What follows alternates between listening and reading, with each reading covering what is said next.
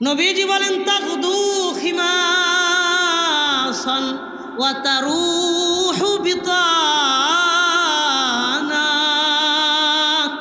প্রত্যেকটা পাখি সকালবেলা তার খালি পেটে বাসা থেকে বের হয়ে যায়।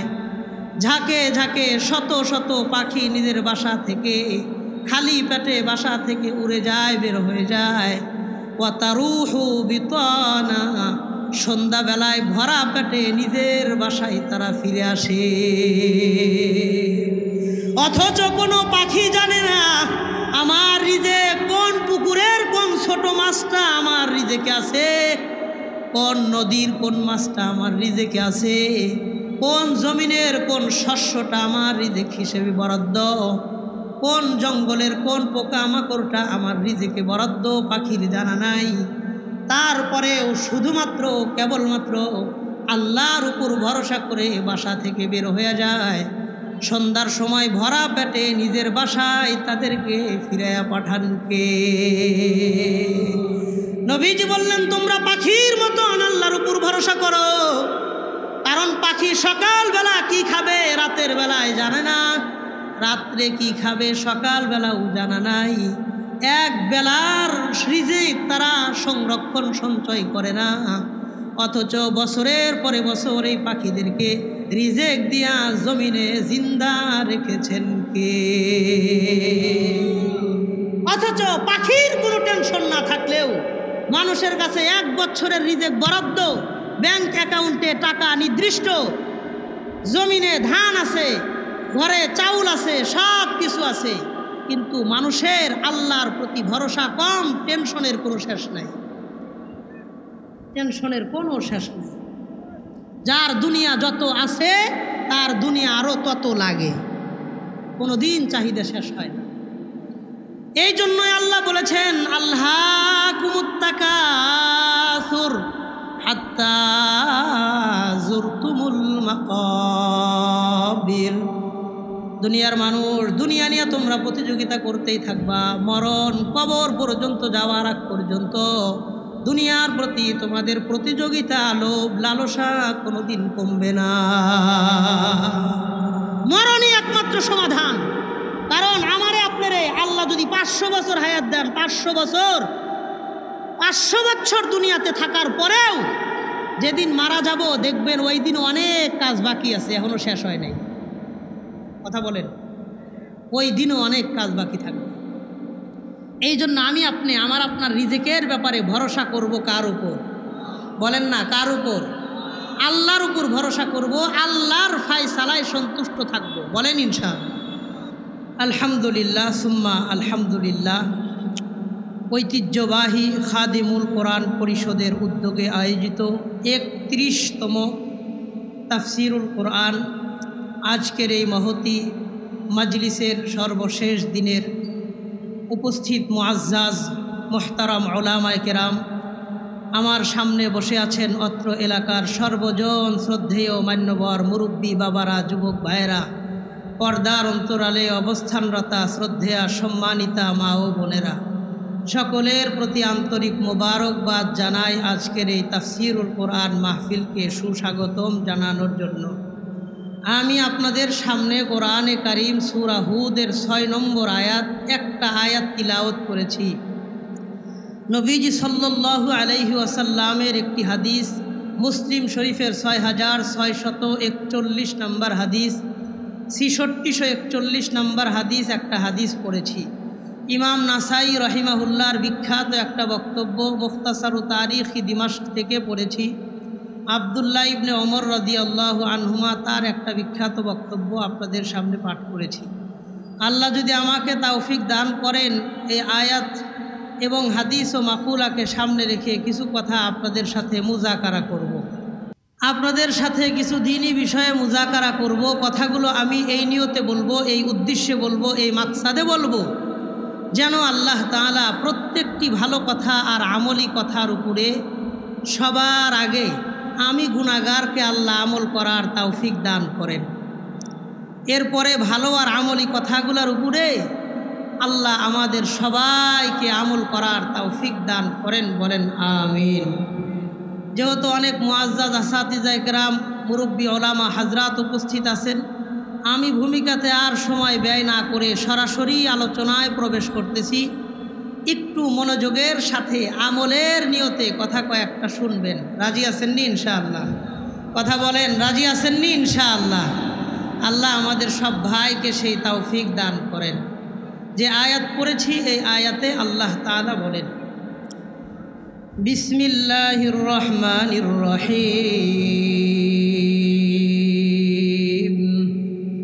ওয়া মা মিন দাব্বাতিন ফিল আরদি ইল্লা আলাল্লাহি রিজকুহা। পৃথিবীতে এমন কোনো বিচরণশীল প্রাণী নাই যেই প্রাণীর রিজেকের দায়িত্ব আল্লাহ গ্রহণ করেন নাই। পৃথিবীতে মানুষ সহ যত রকমের প্রাণী আছে, মাখলুকাত আছে, সকলের রিজেকের দায়িত্ব নিয়েছেন কে? একটা কথা আমাকে একটু বুঝা উত্তর দিবেন। আল্লাহ যে পৃথিবীর সমস্ত মাখলুকাতের রিজেকের দায়িত্ব নিয়েছেন, এটা কেউ আল্লাহর প্রতি দায়িত্ব চাপায়া, জোর করে চাপায়া দিছেন না আল্লাহ নিজে নিছেন? আল্লাহ নিজেই নিছেন। কারণ পৃথিবীতে এমন কোনো মানুষ শক্তি নাই যে আল্লাহর উপরে কোনো দায়িত্ব চাপায়া দিবে। কথা বলেন ঠিক কিনা? আল্লাহ নিজেই অনুগ্রহ করে পৃথিবীর সকলের রিজেকের দায়িত্ব নিয়েছেন। এই বিষয়টা মুমিনের দিল থেকে বিশ্বাস করতে হবে যে আমাদের রিজেকের মালিক আল্লাহ, রিজেকের দায়িত্ব নিয়েছেন আল্লাহ। এই জন্য মুমিন দুনিয়াতে রিজেক তালাশ করার জন্য তার আখিরাতকে কখনো বরবাদ করতে পারে না, কারণ রিজেকের দায়িত্ব নিয়েছেন কে? আল্লাহ। আশ্চর্য রকমের কথা এবং বাস্তবতা হইল, দুনিয়াতে মানুষ ছাড়া কেউ ইনকাম করে না। পৃথিবীর মধ্যে শুধু ইনকাম করে মানুষ, মানুষ ছাড়া দুনিয়ার কেউ ইনকাম করে না। আবার টেনশনও করে শুধু মানুষ, মানুষ ছাড়া কেউ টেনশনও করে না। তো ইনকাম অনুপাতে মানুষের টেনশন করার কথা না, কারণ সে নিজে ইনকাম করতে পারে, কিন্তু ইনকামও করে আবার টেনশনও করে। এই জন্য পৃথিবীর মানুষ যেহেতু নিজের রিজেক নিজে তালাশ করতে পারে কিংবা করে, এই জন্যই মানুষের রিজেক হালালও হয়, মানুষের রিজেক হারামও হয়। মানুষের রিজেক ব্যতীত অন্য কোনো পশু পাখির রিজেক হালালও হয় না, হারামও হয় না। একজনের বাড়ির মুরগি কোনো কুকুর খায়া ফেলাইলে কেউ হারাম ফতুয়া দেয় না। আপনার গরু ছুটে গিয়ে আর একজনের ধান খায়া ফেলাইলে কেউ হারাম ফতুয়া দেয় না, কারণ ওদের রিজেকের মালিক কে? আল্লাহ কোরআনে কারিমের সেম এক আয়াতে এ কথাটিও বলেছেন। সূরা আনকাবুতের 60 নম্বর আয়াতে আল্লাহ বলেন, বিসমিল্লাহির রহমানির রহিম, ওয়া কাআইয়্যিম মিন দাব্বাতিন লা তাহমিলু রিজকাহা আল্লাহু ইয়ারযুকুহা ওয়া ইয়্যাকুম। পৃথিবীতে এমন বহুত প্রাণী আছে যারা নিজেদের রিজেক নিজেদের সাথে বহন করে না, নিজেরা নিজেদের রিজেককে উপার্জন করে না, কিন্তু আল্লাহু ইয়ারযুকুহা ওয়া ইয়্যাকুম, ওই সমস্ত প্রাণীদেরকেও আল্লাহ খাওয়ান, তোমাদেরকেও আল্লাহ খাওয়ান। বলেন তো আমাদেরকেও খাওয়ান কে? পৃথিবীর মধ্যে হাজার হাজার রকমের প্রাণী আছে যারা দুনিয়াতে কোনো দিন কোনো ইনকাম করে না। আহারে, এই সিলেট শহরের মধ্যেও হাজারো লাখো কুকুর আছে যারা কোনো দিন ইনকাম করে না। শত শত বিড়াল আছে যারা ইনকাম করে না। এক বেলার রিজেক কোনো দিন তারা সঞ্চয় করে না। সকালবেলা কি খাবে বিকালে জানে না, বিকালে কি খাবে সকালবেলা জানে না। তারপরেও বছরের পর বছর তাদেরকে রিজেক দিয়ে জীবিকা নির্বাহ করে নিতেছেন কে? তাদেরকেও আল্লাহ খাওয়ান যারা ইনকাম করে না। আল্লাহ তাদের রিজেকের জিম্মাদারি পালন করেন। যেই রিজেক আমার আপনার নির্দিষ্ট আল্লাহ দায়িত্ব নিয়েছেন, ওই রিজেক তালাশ করতে গিয়া নিজের হাতে নিজেদের আখিরাতকে ধ্বংস করব না। বলেন ইনশাআল্লাহ। নামাজ রোজা বাদ দিয়ে দোকান খোলা রাইখা রিজিক তালাশ করব না, বলেন ইনশাআল্লাহ। বহুত মানুষ আছে রমজানে রোজা রাখে না, কয় কেন? কয় হুজুর অনেক পরিশ্রমের কাজ করতে হয়, পারি না। আপনার চাকরি তো আপনারে খাওয়ায় না, আপনার ব্যবসা আপনারে খাওয়ায় না, খাওয়ান কে? কারণ পৃথিবীতে বহুত মানুষ আছে যারা চাকরি করে না, তারা না খেয়ে মারা যায় না। পৃথিবীর মধ্যে বহুত মানুষ আছে যারা ব্যবসা বাণিজ্য করে না, কিন্তু তারাও না খেয়ে মারা যায় না। তার মানে মানুষের চাকরি মানুষকে খাওয়ায়, মানুষের ব্যবসায় মানুষকে খাওয়ায়। বিষয়টা এমন না, সবার রিজেকের দায়িত্ব নিয়েছেন কে? সবাই আল্লাহ খাওয়ান। এই জন্য আমার আপনার রিজেকের জন্য ভরসা করব কার উপর? বলেন কার উপর? রিজেক নির্দিষ্ট এই ব্যাপারে যে হাদিস আপনাদের সামনে পড়েছি, মুসলিম শরীফের 6641 নম্বর হাদিসের বর্ণনা। ওয়ান আব্দুল্লাহ ইবনে আমর ইবনে আস রাদিয়াল্লাহু তাআলা আনহু قال سمعت رسول الله صلى الله عليه وسلم يقول হযরত আব্দুল্লাহ ইবনে আমর ইবনুল আস রাদিয়াল্লাহু আনহু তিনি বর্ণনা করেন, আমি নবীজি সাল্লাল্লাহু আলাইহি ওয়াসাল্লামকে বর্ণনা করতে শুনেছি। নবীজি বলেছেন, কাতাবাল্লাহু মাকাদিরাল খালাইকি ক্বাবলা আন ইয়াখলুকাস সামাওয়াতি ওয়াল আরদা বিখামসিনা আলফা সানা। একজন মানুষকে আল্লাহ দুনিয়াতে পাঠানোর পূর্বে কমপক্ষে 50,000 বছর পূর্বে ওই মানুষের রিজেক এবং তাকদীর আল্লাহ লিখে দিয়ে দেয়। 50,000 বছর পূর্বে। সহিহ মুসলিমের হাদিস, কোনো বানানো কথা না। আল্লাহর নবী নিজে বলেন, ক্বাবলা আন ইয়াখলুকাস সামাওয়াতি ওয়াল আরদা বিখামসিনা আলফা সানা। আসমান জমিন তৈরির 50,000 বছর পূর্বে বান্দার রিজেক লেখা তারপরে বান্দারে আল্লাহ দুনিয়াতে পাঠায় দেয়। যেই রিজেক নির্দিষ্ট, যেই রিজেকের দায়িত্ব আল্লাহর, ওই নির্দিষ্ট রিজেক তালাশ করতে গিয়া আমি আপনি আখিরাতের ক্ষতি হতে দেব না, বলেন ইনশাআল্লাহ। আমার রিজেকের ব্যাপারে, আমার রিজেকে যেই জিনিস নাই, পৃথিবী চেষ্টা করে সেটা আমার কাছে পৌঁছাইতে পারবে না। যেটা আমার রিজেকে আছে, পৃথিবীর সমস্ত মানুষ বিরোধিতা করে ওটা আমার কাছ থেকে দূরে সরাইতে পারবে না। এটা নবীর হাদিস। হযরত আব্দুল্লাহ ইবনে আব্বাস রাদিয়াল্লাহু আনহুর হাত ধইরা নবীজি ওসিয়ত করে গেছেন। নবীজি বলেছেন, ওয়ালাউ ইজতামাউ আলা আইয়ানফাউকা বিশাইইন লা ইয়ানফাউকা ইল্লা বিশাইইন ক্বাদ কদ্দারাল্লাহু লাকা। মানুষ, পৃথিবীর সব মানুষ মিলা তোমার সামান্য উপকার করতে পারবে না যদি আল্লাহ না চান। ওয়ালাউ ইজতামাউ আলা আইয়াদুররুকা বিশাইইন লা ইয়াদুররুকা ইল্লা বিশাইইন ক্বাদ কদ্দারাল্লাহু আলাইকা। পৃথিবীর সব মানুষ মিলা তোমার বিন্দুমাত্র ক্ষতি করতে পারবে না যদি আল্লাহ তোমার ভাগ্যে ওই ক্ষতি লিখা না রাখেন। মুমিনের ভরসা আল্লাহর প্রতি এমন হওয়া উচিত। এটা হাদিস তিরমিজি শরীফের মধ্যে আসছে। ইমাম তিরমিজি রাহিমাহুল্লাহ বলেছেন, আমি আপনি যে আল্লাহর উপর রিজেকের ব্যাপারে ভরসা করব, কেমন ভরসা করব? দৃষ্টান্তটা কি হবে? হযরত ওমরে ফারুক রাদিয়াল্লাহু আনহু এই হাদিস বর্ণনা করেন, তিনি রাবি। তিনি বলেন, ওয়ান ওমর ইবনুল খাত্তাব রাদিয়াল্লাহু তাআলা আনহু قال قال النبي صلى الله عليه وسلم, নবীজি সাল্লাল্লাহু আলাইহি ওয়াসাল্লাম বলেন, লাউ আনতুম তাতাওয়াক্কালুনা আলাল্লাহি হাক্কা তাওয়াক্কুলিহি লা রাযাকাকুম কামা ইয়ারযুকুত তায়র তাগদু খিমাসান ওয়া তারুহু বিতানা। নবীজি সাল্লাল্লাহু আলাইহি ওয়াসাল্লাম বলেন, হযরত ওমরে ফারুক রাদিয়াল্লাহু আনহু থেকে বর্ণিত, তিনি বলেন, নবীজি বলেছেন, তোমরা যদি আল্লাহর উপর ভরসা করতে পারো, যেমন পাখিরা আল্লাহর উপর ভরসা করে, আল্লাহ তাআলাও তোমাদেরকে রিজিক দিয়ে দিবেন। তোমাদের ভরসা অনুপাতে পাখিদেরকে যেমন রিজিক দেন, তোমাদেরকেও পাখির মতন আল্লাহ রিজিক দিয়ে দিবেন। নবীজি বলেন তাগদু খিমাসান ওয়া তারুহু বিতানা।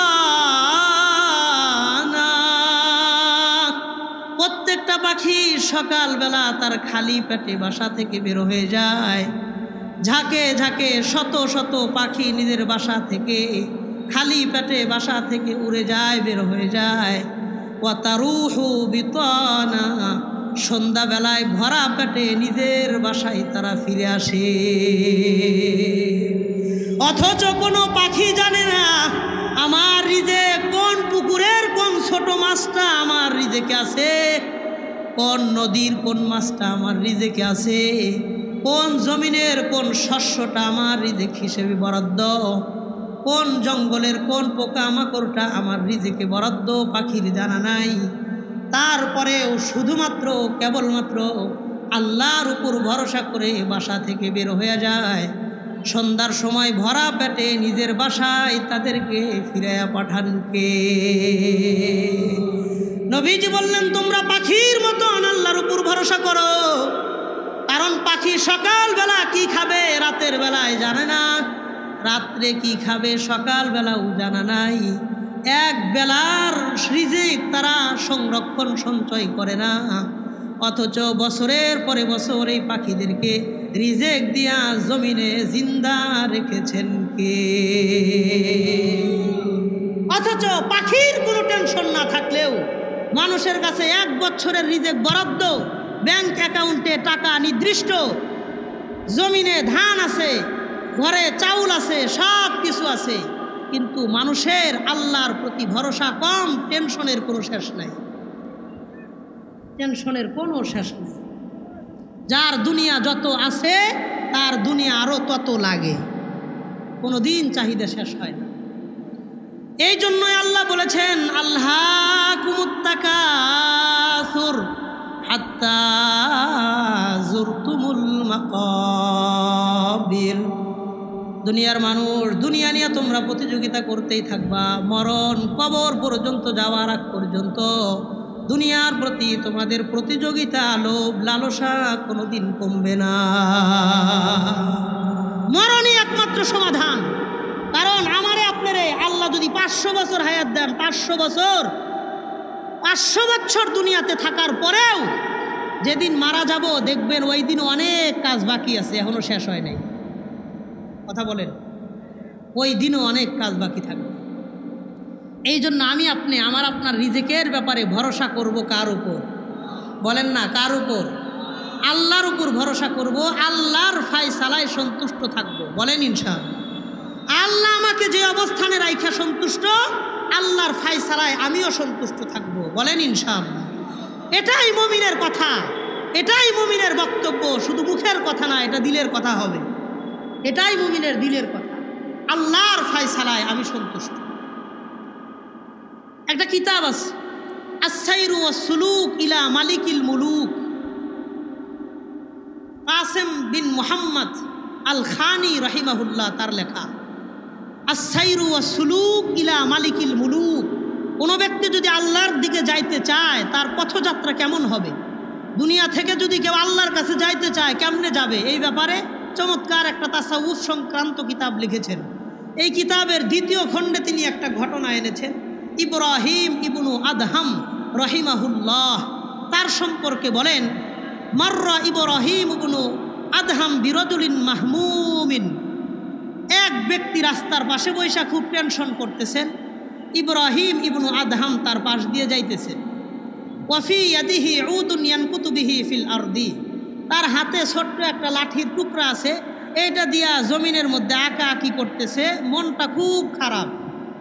আমাদের এলাকার মধ্যেও কোনো মানুষের মন খারাপ থাকলে দেখবেন হাঁটু দুইটা উপরের দিকে দিয়া, মাথাটা নিচের দিকে দিয়া জমিনে এমনি দাগাদাগি করে, নিজের মনের কষ্ট ওই মাটির সাথে ভাষায় ভাব বিনিময় করে প্রকাশ করতে চায়। কথা বলেন ঠিক কিনা? তো ইব্রাহিম ইবনে আদহাম দেখেন এক লোক রাস্তার পাশে বৈশা জমিনে আঁকা আঁকি করে আর মনে খুব টেনশন কষ্ট। ইব্রাহিম ইবনু আদহাম তাকে ডাক দিয়ে কিছু কথা জিজ্ঞাসা করলেন, বললেন তোমার কি পেরেশানি? তো তিনি কিছু পেরেশানির কথা শোনাইলেন, আমার এই এই এই অসুবিধা। শোনার পরে তিনি প্রশ্ন করলেন, তিনি বললেন, ইন্নী সাইলুকা আন সালাসিন আজিবনি। ভাইজান, আমি আপনাকে 3টা প্রশ্ন করতে চাই, আপনি মেহেরবানি করে আমার 3টা প্রশ্নের উত্তর দিবেন। বলেন প্রশ্ন কয়টা? 1 নম্বর বললেন, হাল ইয়াজরি ফি হাদাল কাউনি শাইউন লা ইউরিদুহুল্লাহ। বলেন তো এই দুনিয়াতে এমন কোনো কিছু কি হয় যেটা আমার আল্লাহ চায় না? আল্লাহ চান না এমন কোনো কিছু কি দুনিয়াতে হয়? হয় না। 1 নম্বর প্রশ্ন তিনি করলেন, হাল ইয়াজরি ফি হাদাল কাউনি শাইউন লা ইউরিদুহুল্লাহ। দুনিয়াতে এমন কোনো কিছু কি হয় যেটা আমার আল্লাহ চান না? 2 নম্বর প্রশ্ন করলেন, আয়ান কুসু মিন রিজকিকা শাইউন কদ্দারাহুল্লাহ। আল্লাহ তোমার রিজেক হিসেবে যা কিছু বরাদ্দ রেখেছেন, আল্লাহর নির্দিষ্ট রিজেক থেকে সামান্য পরিমাণ রিজেক কমার সম্ভাবনা আছে কিনা? 3 নম্বর প্রশ্ন করলেন, আয়ান কুসু মিন আজালিকা লাহজাতুন কদ্দারাহাল্লাহ। তোমার যেই পরিমাণ হায়াত আল্লাহ নির্দিষ্ট করে রেখেছেন, ওই হায়াত থেকে সামান্য পরিমাণ হায়াত কমার কোনো সম্ভাবনা আছে কিনা? 1 নম্বর প্রশ্ন করলেন, আল্লাহর বিধান ছাড়া দুনিয়াতে কোনো কিছু হয় কিনা? 2 নম্বর, তোমার রিজেক নির্দিষ্ট থেকে কমার কোনো আশঙ্কা আছে কিনা? হায়াত কমে যাওয়ার আশঙ্কা আছে কিনা? 3টা প্রশ্নের একটা জবাব দিয়ে তিনি বললেন, লা, আল্লাহর বিধান ছাড়া দুনিয়াতে কোনো কিছু হয় না। আমার রিজেক কমার কোনো আশঙ্কা নাই, হায়াত কমে যাওয়ারও কোনো আশঙ্কা নাই। ইব্রাহিম ইবনে আদহাম তার উত্তর শুনে বললেন, ফাআলা মাল হাম্মু ইযান। তাহলে বলো তুমি দুনিয়াতে কোন জিনিস নিয়ে টেনশন করতে চাও? তোমার রিজেক যদি আল্লাহর কাছে নির্দিষ্ট থাকে, তোমার হায়াত যদি আল্লাহর কাছে নির্দিষ্ট থাকে, রিজেকও নির্দিষ্ট, হায়াতও নির্দিষ্ট, আল্লাহর ফায়সালা ছাড়া দুনিয়াতে কোনো কিছু হয় না, তাহলে মনে রাখো এই দুনিয়াতে তোমার টেনশন করারও কোনো প্রয়োজন নাই। দুনিয়া নিয়ে টেনশন করে লাভ নাই, কারণ আমার হাতে দুনিয়ার কিছু নাই। দুনিয়ার সব কিছু হয় কার আদেশে? আল্লাহর আদেশে। আল্লাহ নিজে বলেন, আমা তাসকুতু মিন ওয়ারাকাতিন ইল্লা ইয়ালামুহা। পৃথিবীর মধ্যে যত বৃক্ষ আছে, এক সিলেটের মধ্যে কোটি কোটি গাছ আছে, কোটি কোটি গাছের কত মিলিয়ন ট্রিলিয়ন পাতা আছে। আল্লাহ নিজে কোরআনে বলেন, ওয়ামা তাসকুতু মিন ওয়ারাকাতিন ইল্লা ইয়ালামুহা। একটা গাছের একটা পাতা আল্লাহর জানা ছাড়া মাটিতে পড়ে না, আল্লাহর এলেম ছাড়া মাটিতে পড়ে না, আল্লাহর হুকুম ছাড়া পড়ে না। একটা গাছের পাতা যদি আমার আপনার আল্লাহর হুকুম ছাড়া মাটিতে না পড়ে, তা আমার আপনার জীবনে যেই ছোটোখাটো বিপদ আসে, ওইটা আল্লাহর হুকুম ছাড়া আসে না। এই জন্য আমি আপনি জীবনের প্রত্যেকটা মুহূর্তেই আল্লাহর কাছে শুকরিয়া আদায় করব। সুখে দুঃখে কষ্টে বেদনা আনন্দ হাসি খুশি সব সময় আমি আপনি ভরসা করব কার উপর? আল্লাহ তাআলা কোরআনে কারীমের মধ্যে যত জায়গায় মুমিন বান্দাদের গুণাবলী উল্লেখ করেছেন, সব জায়গায় আল্লাহ বলেছেন, ওয়া আলা রাব্বিহিম ইয়াতাওয়াক্কালুন। মুমিন সব সময় তাদের রবের উপর ভরসা করবে। ওয়া আলা রাব্বিহিম, ওয়া আলা রাব্বিহিম, তাদের রবের উপর সব সময় তারা ভরসা করবে। বলেন তো, দিল থেকে আওয়াজ করে বলেন তো, আমার আপনার রবকে। এই জন্য একজন মুমিন সুখে দুঃখে কষ্টে বেদনা আনন্দ হাসি খুশি সুস্থ অসুস্থ ব্যবসায় লাভ লস সব সময় মুমিনের ভরসা হবে কার উপর? নবীজি সাল্লাল্লাহু আলাইহি ওয়াসাল্লাম মুসলিম শরীফের এক হাদিস এই ব্যাপারে বলেন, وعن سمرة بن جندب رضي الله عنه قال قال النبي صلى الله عليه وسلم, নবীজি বলেন, আউয়ালু মান ইউদআ ইলাল জান্নাতিল্লাযীনা ইয়াহমাদুনাল্লাহা ফিস সাররাই ওয়াদ দাররা। কিয়ামতের দিন ওই সমস্ত মানুষদেরকে আল্লাহ সবার আগে জান্নাতের দিকে ডাকবেন, জান্নাতের দিকে ডাকবেন, যারা দুনিয়াতে সুখে দুঃখে সর্ব অবস্থায় আল্লাহর প্রশংসা করেছে। সুখে থাকলেও আলহামদুলিল্লাহ, কষ্টে থাকলেও আলহামদুলিল্লাহ। কারণ দুনিয়াতে আমি আপনি যে অবস্থাতে আছি শুকরিয়া আদায়ের জন্য এই অবস্থায় যথেষ্ট, এটাই যথেষ্ট, আর কিচ্ছু লাগে না। আশরাফ আলী থানভী রাহিমাহুল্লাহ আত্মশুদ্ধির ব্যাপারে একটা কিতাব লিখেছেন, আত-তাকাশশুফ আন মুহিম্মাতিত তাসাউফ, 4 খণ্ডের কিতাব। এই 4 খণ্ডের কিতাব মাকতাবায়ে থানভী থেকে যেটা বের হয়েছে, 1 নম্বর খণ্ডের 143 নম্বর পৃষ্ঠায় তিনি এই কথা লিখেছেন। প্রথম খণ্ডে 143 নম্বর পৃষ্ঠার শেষের দিকে একটা অনওয়ান কায়েম করেছেন, বান্দা যে অবস্থায় দুনিয়াতে থাকে শুকরিয়া আদায় করা উচিত। আমার একটা বাড়ি আছে, শুকরিয়া আদায় করেন, কারণ এই বাড়ির মালিক আমারে আপনারে বানাইছেন কে।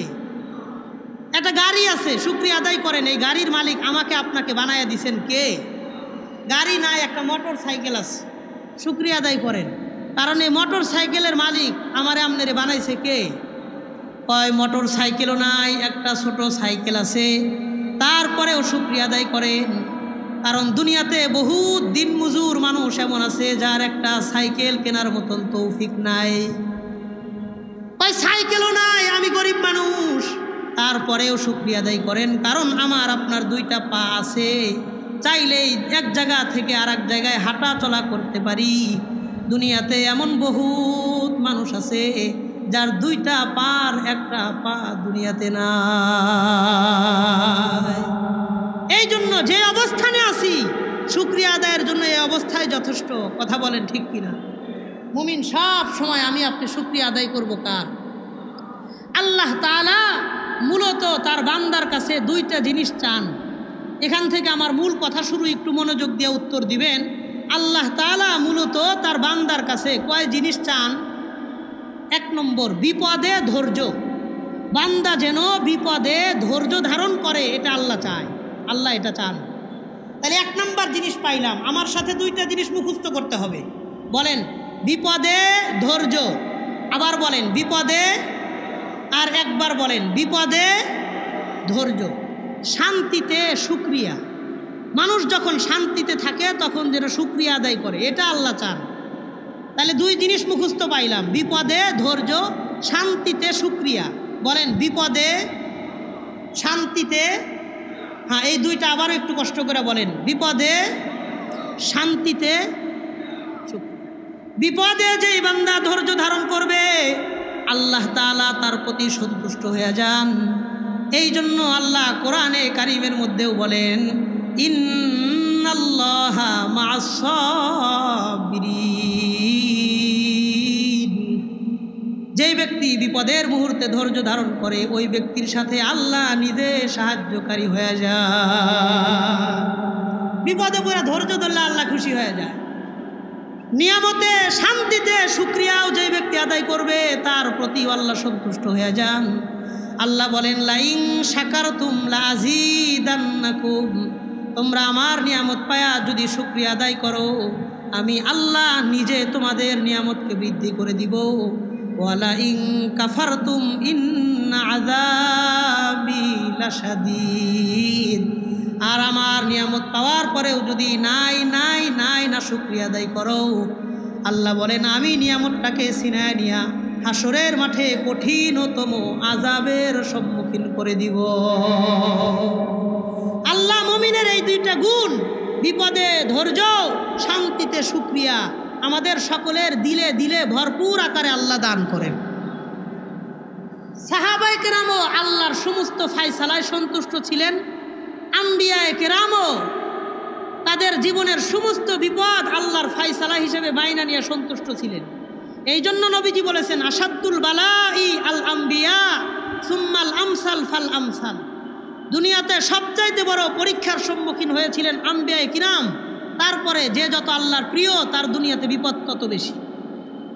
আল্লাহর যত কাছের বান্দা, বুখারীর হাদিস এটা, নবীজিও বলেছেন, আল্লাহর হাবিব বলেন, তিরমিজি শরীফের 2399 নম্বর হাদিসের বর্ণনা হযরত আবু হুরায়রা রাদিয়াল্লাহু আনহু থেকে বর্ণিত, মা ইয়াজালুল বালাউ বিল মুমিনি ওয়াল মুমিনাতি ফি নাফসিহি ওয়া ওয়ালাদিহি ওয়া মালিহি হাত্তা ইয়ালকাল্লাহ ওয়া মা আলাইহি খতীআ।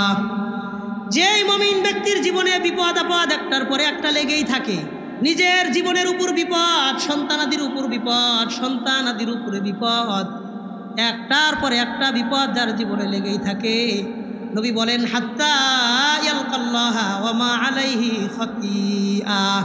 এই ব্যক্তি বিপদ নিয়ে যদি ইন্তেকাল হয়ে যায়, তার জীবনের সবগুলো গুনাহ বিপদের দ্বারা আল্লাহ মাফ করে দেয়, নিষ্পাপ অবস্থায় আল্লাহর সাথে তার সাক্ষাৎ হয়ে যায়। হাত্তা ইয়ালকাল্লাহ ওয়া মা আলাইহি খতীআতুন, একটা গুনাহ তার থাকে না, নিষ্পাপ হয়ে আল্লাহ তাকে তার কাছে নিয়ে যায়। বুখারীর বর্ণনা, নবীজি সাল্লাল্লাহু আলাইহি ওয়াসাল্লাম বলেন, মা ইউসিবুল মুমিনা মিন ওয়াসাবিন ওয়ালা নাসাবিন ওয়ালা সাকামিন ওয়ালা হাজানিন হাত্তাল হাম্মি ইউহাম্মুহু ইল্লা কুফিরা বিহি মিন সাইয়্যাতি। মানুষের জীবনে দুঃখ, দুর্দশা, হতাশা, টেনশন, পেরেশানি, এমনকি সামান্য পরিমাণ কোনো দুশ্চিন্তাও আসে না। ওই দুশ্চিন্তার মাধ্যমে আল্লাহ মুমিনের জীবন থেকে এক একটা গুনাহ আল্লাহ মাফ করে দেয়। তো বিপদের দ্বারা তো আল্লাহ গুনাহ মাফ করে দেন। এই জন্য বিপদ নিয়ে টেনশন করব না, ভরসা করব কার উপর? আল্লাহর ফায়সালায় আমি সন্তুষ্ট।